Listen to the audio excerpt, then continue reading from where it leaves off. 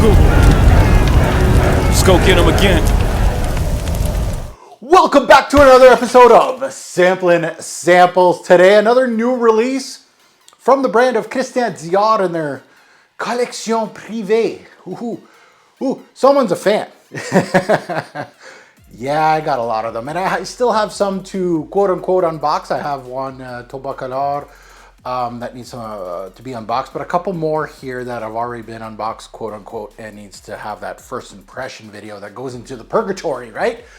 Today's little sample is, of course, on the brand of Christian Dior and its newest addition to la collection privée called Bois Talisman. Now, this fragrance also introduces the new bottle sizes, like I spoke about back in December when I did a Dior video, which I haven't done one of those in a while, you know, giving out information on a brand. But yeah, the new bottle sizes for the Dior Privé line are now 50, 100, and 200 mils. So what you see here is not what you're going to get here. You're going to get less juice for the money. So, and YSL just did the same thing. They rebranded their Privé line. I'm not sure if they've put them to 100 because the YSL Vestiaire collection used to be in 125, or maybe still is, but they rebranded. I don't know if they've shortened the bottles there and giving you less juice for the money. But talking about Christian Dior, Privé, I love the Privé. Christian Dior, Privé, the Privé lines of designer brands, when this stuff was like new, was a chance for designer brands to branch out and show you what we have. And what do I mean by that is that they could go a little left field. They didn't have the pressures of sales. The Privé lines, back in the day, not every designer brand had a Privé line. And the gap was so large from a Privé as far as pricing goes that the Privé lines were much more expensive than the regular designer lineup. So what that meant was you could take a little more chances, right? You got your leather ouds and you got your, you know, cuir canage and eau noire and things that were a little more upscale. Basically, it was a good platform for these brands to kind of flex their muscles and really show what they can do versus niche brands, which were truly niche at that point. And Dior kind of went into this morphing zone of that they were in that realm, we'll say, and then they started going more floral and going against Chanel. Like they were really just basically going tat for tat with Chanel and trying to basically outdo them on every Privé. Sycamore, okay, we got vetiver, right? Cuir de Lucie, we got cuir canage, right? So they, and the florals and so on and so forth. So there was a lot of florals in Christian Dior in that section. Demachy was kind of going against Pudge there for a while. And then prices rose for regular designer things. So like a Dior fragrance that was like basically like a Fahrenheit or something was around $100, $120 at the high end. Basically now has doubled in price if we're looking at 2025. So now you're looking at like a Sauvage elixir, all these elixirs, even Hugo Bosses and Jean Paul Gaultier's are around $200. So now design, of course, niche brands have been purchased. So now the gap is much smaller. So now Privé lines are made or built more like quote unquote, you know, signature lines, signature designer lines, made to sell units but at a higher price point, and they're doing well. And that's why you see a lot of niche brands just kind of the artistic side of, you know, a Maison Francisque versus a Le Labo versus, you know, all these brands that have just been eaten up by bigger brands. The gap has shortened because a Jean Paul Gaultier Le Male can be $200 and your high-end niche brands that used to have a bigger gap or maybe $100 more. So we almost have the same clientele. So that's where, and I'm getting to this, and it's a sampling sample, so you already know I have this preconceived or conceived thought of Bois Talisman is because it is in that genre.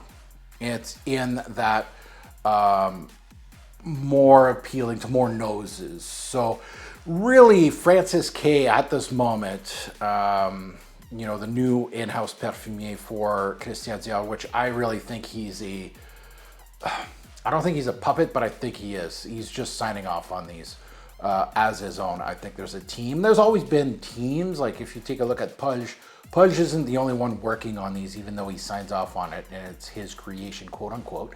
But there's other noses at these brands that you may not know of that are working on these or constructing these fragrances for you. So Francis is getting panned in the community, right? All his newer releases. And honestly, as far as we'll say, as far as our little community, which means something, but it's not a huge facet, he needs a win from us. He really does. Now, sales-wise, I don't know how they're doing with their 2020 Q1. It might be doing well, but he needs to win for, at least on this side of things, as the community goes, because we think highly of the Privé Christian Dior line, just like Hermès's Hermès Essence line. I'm expecting a certain something from Hermès. I'm not expecting, you know, Dolce & Gabbana's got a high-end line.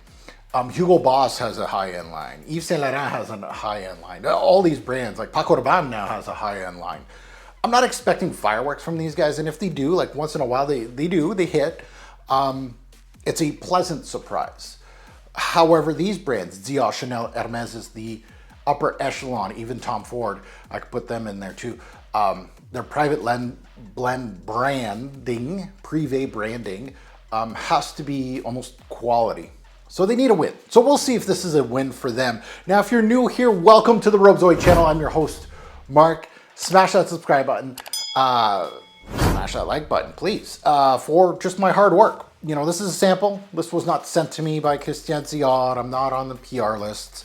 And that is, you know, my own money. And these are coming from the US, so they're not very cheap either, right? This is probably a good $15 to $20 for just this little sample for me personally, Canadian, just for me to do this video. So a like is all I ask. A nice little like. Subscribe's even better. And you're liking all my videos. That's great. Thank you very much. And to my returnees, welcome back. Merci beaucoup for your support. Now let's go under the hood. Let's take a look at some stats on this one. Release date is 2025. So it's a new release. Nose, of course, in-house perfumier, Francis K. Now let's take a look at the note breakdown. Not much to it. It's not 3 notes this time. They gave us 4. They were generous. Up top, we got vanilla. In the mid, we got sugar. And in the base, we got smoke and cedar. So that note breakdown doesn't really, well, it tells me a lot, but and again, there's some missing pieces in here. Sugar is always one of those that I'm just like kind of, honestly, it's not a sexy note to me. It's not I'm looking to gravitate towards fragrances that have sugar in the note breakdown. All it means is going to be, you know, what is it going to be? Pixie sticks, kind of sugary. I'm not a fan of it. That kind of started with, I think, Carolina Herrera, CH Men Privé, that there was a sugar note, and I'm just like, come on, man. Like, what are we doing here? Smoke could be incense. It could be something else. We'll take a look. Cedar, depending on the material that you utilize, can have a smoky facet as well, depending. So the big notes in here are, well, it's pretty straightforward. There's only one that's going to be left out. I'm going to put vanilla, sugar, and cedar. Those are your 3. Now, the sugar is more of a idea of something. It's more of a caramelic hue, and I'm going to get into that. And I'm going to give it a specific note. I might be wrong, but that's just me and my experience and kind of telling you, I think this is in here. But let's delve into it and let's see what Bois Talisman gives us. So I'm wearing Bois Talisman today. It is my scent of the day, but I want to remind myself of the introduction here. So I'm just going to do a little dab action here and see what I get. Launching Kobe doesn't go under the door. I'm always trying to get these samples right under and kind of glide under my door of my fragrance room. Just see it. So the introduction of Bois Talisman is, the first thing that it hits me is that it's very familiar. That was like, and again, with sampling samples, you don't get my initial shock of smelling a fragrance, unfortunately. It would be nice to add that to the reviews and just kind of give you like a first impression and then cut the camera and just start doing my work on it. But right off the rip, this fragrance, like it didn't take me 30 seconds, it didn't give me a minute. There was no need to let this burn off at all. I was just like, oh, wow, okay, this is very familiar. And what it's going to is going into this area of gourmand, comforting, warming kind of thing. Think YSL Baby Cat would probably be the best comparison. I'm not saying that these smell alike, they really don't. I think actually personally, if you're asking me right now, early in this review, Baby Cat is a better balanced, well-composed fragrance versus this. So you kind of know, kind of gauging if you've seen my Baby Cat reviews, which I think I gave it a 9 out of 10. The vanilla in Baby Cat is kind of not the greatest. It's actually not the best part of the fragrance, but it is the primary. And this reminds me of that. The vanilla is not that great here. And I know Francis, like in the promos, I've seen his promos that he's using all kinds of different vanillas, and it's supposed to smell like more of a vanilla extract. I think he's using different tricks for that, and it goes into that Baby Cat section. Stronger With You by Emporio Armani, Maison Margiela's By the Fireplace. That is the culmination of what I'm getting here.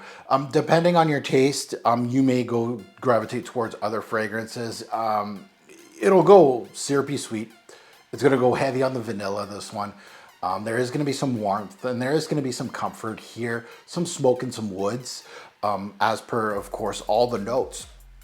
So it all depends on your purse strings, on how expensive you want to go, because this is, of course, this and Baby Cat are your quote-unquote premier pieces of this genre. And I don't mean they smell alike, I just mean they would be, I would use Baby Cat for the same reason I would wear this. I would wear a Stronger With You, insert flanker here, absolutely, whatever. The original, By the Fireplace, same thing. I would use these in the same type of situations, we'll say. Some may have more longevity, more projection. Some of them may be more sweet. Maybe the other ones have more woods, things like that. So it all depends on your taste, but it's in the same little family. Now, I know I'm getting kind of ahead of myself in this fragrance review, but what you smell here in the introduction, like if you go to a Dior boutique and you smell this and you put it on skin and you're like, okay, this is what I'm getting. Let's see where it goes. No, let's not see where it goes. Why? There's not much movement here. What you see is what you get. And in a lot of fragrances, that's, depending on your taste, that might be a really good thing. There's not much movement in this one. So it's not one of those that, let's see how this thing develops on my skin. And for Francis-made fragrance, I'm not saying this is like rule of thumb, but it is quite odd to see something as, let's just say, I don't want to say simple, because a lot of his Maison Francis K releases have a simple idea, right? It's going to smell like this. And your review wouldn't be completely wrong because he has a major focus. But him and Jean-Claude Elena have these little things that they do. And that's why both of these are some of my favorite perfumes of all time, is because they have this general idea. Oh, it smells like this. Like, it's very simple. Some say minimalistic or watercolor-esque, more for Jean-Claude Elena than Francis. Francis is more ambers, orange blossoms, vanillas, of course, things like that. So he's really good at those. And it's simplistic, simple on basically taking it as it is. But once you start peeling layers of a lot of his Maison Francis K, you're gonna see there's little tricks inside of these fragrances. There's going to be like little nuances and things that when you wear them more often than not, you're going to start experiencing different things. Yeah, the general idea is still there, but you're like, oh, there's like this little here, little there. So there's a little bit of movement. Here in Bois Talisman, it was like, this is what you're getting. It's just going this, there's no, there's no like little nuggets, like little Easter eggs, I call them, I guess, from Francis. He's known for that. He is just really known for that, especially his really great compositions. And a lot of you out there know what I'm talking about. He has these little Easter eggs. Not here. And it makes it less interesting to me. I didn't feel that here. Now, doesn't mean that there isn't any. Again, a sample is very restrictive in regards to my wearings. And I always say, like, a sampling sample is not a full-fledged review because I'm restricted. I'm restricted to the season. I'm restricted to, let's say, the 3 days I test it. You know, I try to change things up, but a fragrance review, you should wear it, you know, at night. You should wear it during the day, you know, a day at the office. Just see how it goes. Wearing it outside, you know, maybe a cooler month to a, you know, maybe a really warm day, or maybe one that has rain, because a lot of fragrances sometimes, like vetiver, eau noir, there's some magic in these fragrances when it rains, when it's overcast. So seasons, mood, things like that kind of change your thoughts. So, you know, a sampling sample is not a full-fledged review on my channel, but it gives you like a little nugget on the fragrance. So this smells, and unfortunately I hate saying this for a privé fragrance, but it smelled like, let's try to copy a formula that worked in the past for other companies, and maybe, just maybe, we'll get a baby cat out of this. You know what I mean? We're gonna get a top seller out of this. Not much thought was put into it as far as artistic wise. It was more of a thought process on marketing wise. And that's a disappointment. And that's why you're gonna see a lot of fragrance heads on YouTube that will say disappointment. And it might be disappointment in price of what you're getting. For me personally, it's a lot of culmination of things, right? What's the resume of the nose behind it? As much as he's getting panned, this guy, Francis, has he has more talent in his pinky than Quentin Bish will ever have. Unfortunately, a lot of people love Bish, but F Bish, man, he's terrible. Francis does have that talent. And I don't care what some people hate his work, and that's fine, right? But that's where some disappointment lies for me. And also the house itself. Christian Dior is a premier brand, so there's going to be disappointment there. And from what they've done in the past, right? Even if it's not a Francis, it's a Demachy release, you're still expecting something. It's just like when L&M moved on from Hermes. I'm expecting the same level. I'm expecting it. Don't go down. If you want to try to take some chances, I appreciate that. But here, chances weren't taken. It was more of a marketing piece.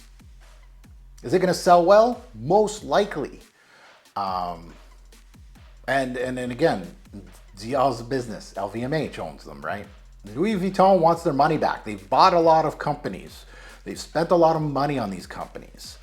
And some of them make more than others. Why do you think? They probably, even though Francis is in their little umbrella, they're probably paying him a pretty big penny to be the master perfumier at Christian Dior, right? So you got to pay that man. You got to sell some units. So the opening of this smells mostly to me, and I gave some comparisons, but it mostly smells like a Maison Margiela fragrance. And it smells like that in scent profile and in build. Now that's not a compliment to Maison Margiela. It's not. It's more of a slight to Dior Privé smelling like a cheaper scent profile. It smells like somebody's signature line. Margiela is, you know, against a lot of these, you know, pricing wise and build wise. You know, even though By the Fireplace is loved by many, and I like it too. And I do like this scent profile, but there's something to be said about the way it, you know, I think this would be an okay set from, you know, Initio Parfum de Marly, but from Christian Dior, it's not. It's still okay, but it's not okay. I'm not okay with this. So vanilla runs through this, and that is your major profile in here. You know, some people are saying the cedar's your major player in here. Vanilla runs through the veins of Bois Talisman and is one of the first notes that grabbed my attention immediately. It's paired quite quickly with that sugar note that will move a bit throughout the scent profile. So you're going to get a little more personality out of that sugar cube, I guess. Here it shows a little bit of that caramelic hue, which you're going to get a lot more into the mid. I personally think the sugar note, right, the phantom note, is more of a balsam or a, personally, if you're asking me, I'm seeing a lot of benzoin here in regards to what note am I getting. Because benzoin does give you that caramelic hue, and it really just resembles that note personally to me. As much as I wanted to believe Francis in the Dior promo that he tells us how amazing this vanilla is and how many different types of vanillas that he utilized, this vanilla is not holding a candle to the best in the game, which is Guerlain's vanilla. It's pretty bare bones vanilla, personally, for me. I think the trick was utilized here to utilize benzoin to give it a caramelic hue to kind of make you think that it's a vanilla extract like vanilla. It's pretty bare bones. Think Baby Cat. Baby Cat has a bare bones vanilla where it's not great. And it's the main player, but it's the other notes that surround that vanilla in Baby Cat that makes it so good. It is what it is. The vanilla in here is just good, but not great. And unfortunately for Bois Talisman, the surrounding notes of this vanilla just aren't good. They're not lifting the vanilla up. And that's the issue in this release. Now, cedar is a major player. Yes, it punches through here, but don't think, it didn't remind me of like a Home Depot cedar, or you start thinking of like forest. It's a cleaned off cedar.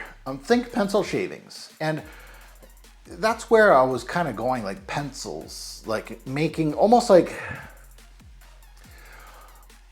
and the smoke kind of, there's a small piece of smoke here, and it kind of made you think kind of like a sauna, where there's a puff of smoke, and there's a lot more smoke in a sauna than this thing. But it kind of makes you think of like the smoke hitting the cedar planks of your sauna, where it makes the sauna cedar planks a little damper, a little moist. I'm kind of in that idea. That's probably the best idea of this. It's not very much. Here we are, like I've smelled some fragrances that are heavy cedar planks. Like I can smell the texture in the cedar. Here, not so much. So the caramelic hue, from what I'm assuming is benzoin,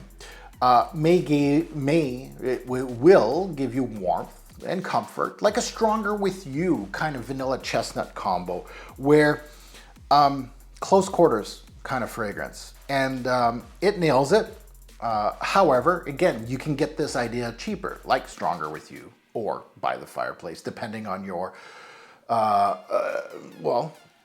your preference, we'll say. Maybe you don't like the chestnut and Stronger With You. Maybe you don't like the By the Fireplace, which is a little more smokier, I guess.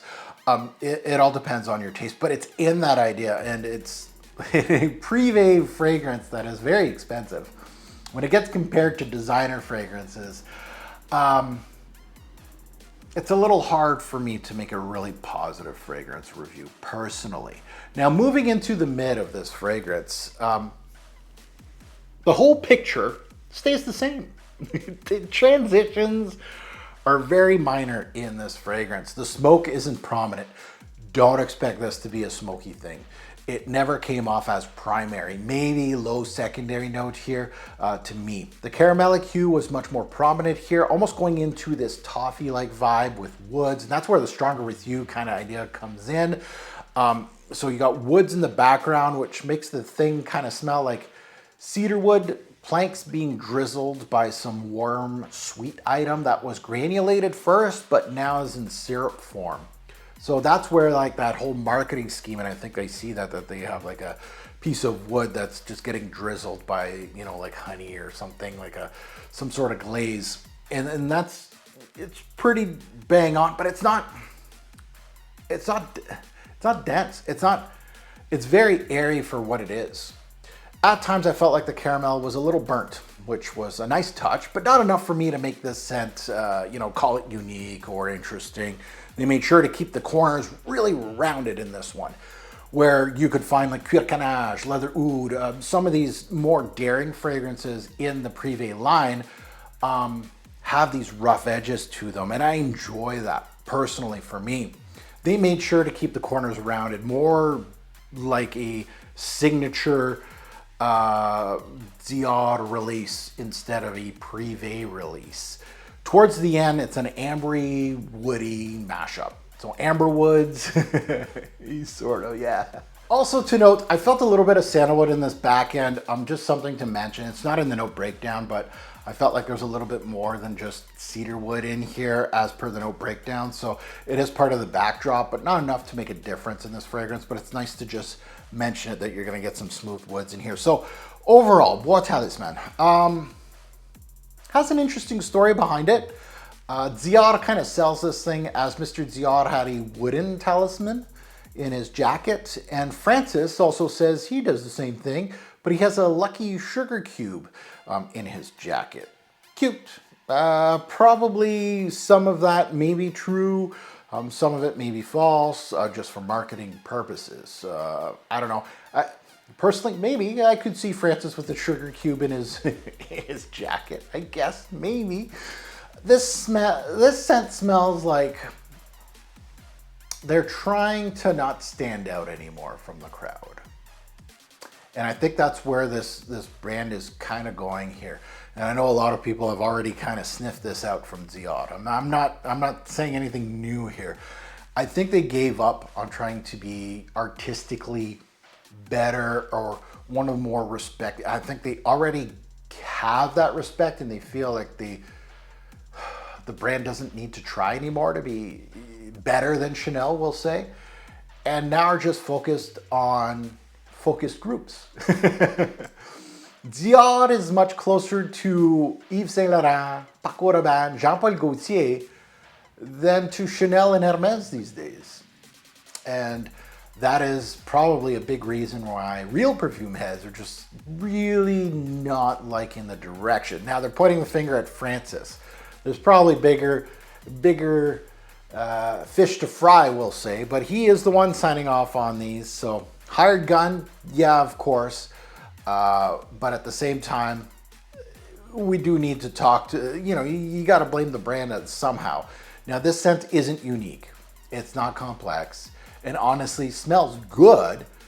It is going to get some sales, 100%, but for an advanced nose, someone that's been in this game, right? Once you start getting compared to designer fragrances and some that aren't it's not like great designer fragrances, we know what this is. This is not what we expect from the brand. It's not. In this genre, I think Baby Cat is probably the best fragrance to compare it to. And again, they're comparables, but they're not brothers. And I want to say that because I don't want to start. Baby Cat is the better perfume here, 100%. Now, of course, I own Baby Cat. I have a little more experience with Baby Cat than this one. So is that fair to say? We'll see in the future. We'll see how things go. As proof here, there's a good chance that I will get a bottle of it at some point, but it's not one of those. And you kind of gauge on where you are with your score, which I'm going to give you a score because it's sampling samples, but a 10 out of 10 kind of gets a bottle right away. A 9 out of 10, I may get it in a, mega haul. Like it might be it might not be the primary piece, but it's a nice secondary piece to get in the haul. And then there's, an 8 on my scores where I don't mind waiting a couple years, and someone may have like a partial, kind of like stuff like this that have like little partials. I'll buy it on Facebook for, less than retail. So this is where this is going to kind of go in that scheme of things. Now let's get into season, day, night, versatility, and performance. Seasons. Fall, winter, start of spring, I think you got to put it away, tuck it away in the warmer seasons. I feel like personally for me, if you're asking a Canadian, I think this is, and we're going to get into performance, but I think this is much too weak of a fragrance personally for me off my skin for these Canadian winters. -40 is going to eat this right up. I think it's one of those that will go really well with the fall, even start of spring, because we still have snow on the ground start of spring here in Canada. I still got snow right up to my hips right now, so that's saying something. At the end of March here, yeah, we're still getting minus degrees Celsius of weather here where I live. So day or night, I feel like it's more of a nighttime scent. It has that a little bit of personality. I don't think I would wear this in the office or anything like that. It has too much sweetness. It has too much color, I would say, a syrupy brown color for something that I would wear in the office. But you can wear it casually during the day. stuff like that, yeah, but I wouldn't really dress it up. It's not a serious perfume. Versatility, average. Unisex as well. Depending on the women out there, you may be scared a little bit about the woody aspect in here, and depending on your taste, yeah, but I feel it fits right in of that crowd of, if you kind of like a baby cat, you'll like this, and you may not, depending, but I feel like it's unisex as well. And depending on the men, it might be a little too sweet for you too at the same time. So it goes both ways. Performance. This is where it kind of hurts a little bit as well. Performing wasn't its best identity, we'll say. Longevity was 5 to 8 hours. A little weak for this type of scent profile, personally, for me. So it really did not perform. It really was grasping to even sniff 10 hours on my skin. And it has below average projection, which was really kind of surprising. It really did not jump off my skin at all. More of a close quarter type of scent. And that's where you kind of have to go into this going, okay, am I going to wear this on dates, which I think would be quite suitable, especially if you're going to be close together, you know, movie time, things like that. You know, a nice dinner and then hanging out after at a bar or something. Yeah, it's got that playful idea. It has a little bit of mystery to it. Not too daring. I think it would be really good for a date scent, actually, just because it doesn't have those, I don't think it has those rough edges that some people may really, really dislike it.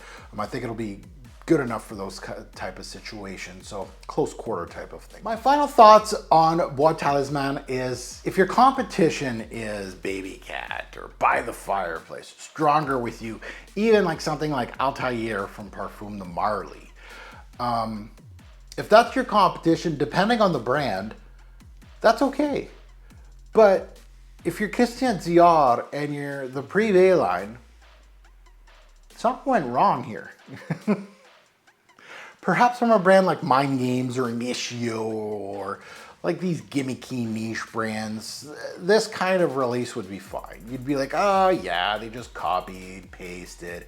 There's no real, you know, this is just to get easy sales. Let's give out some free bottles to market the thing and then we're done. But from Dior, Hermes, or Chanel, getting a fragrance like this, these are prestige fragrance houses.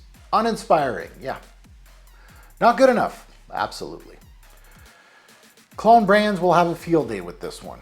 It should be easy to reproduce. Now, I don't mean it doesn't smell good. It has a good scent profile. It's fine, yeah.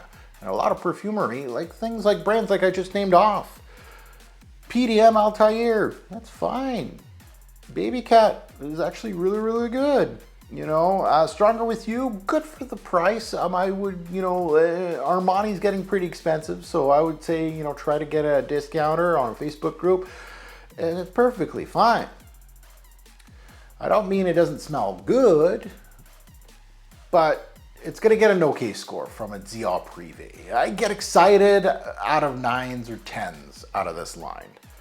This ain't it. This is more of a utility scent profile that can be used daily, maybe as a signature scent for somebody, but it's missing that piece of luxury that some of these that I smell here, and I'm like, yeah, no, you know, there's no clone brand that can do exactly what some of these do.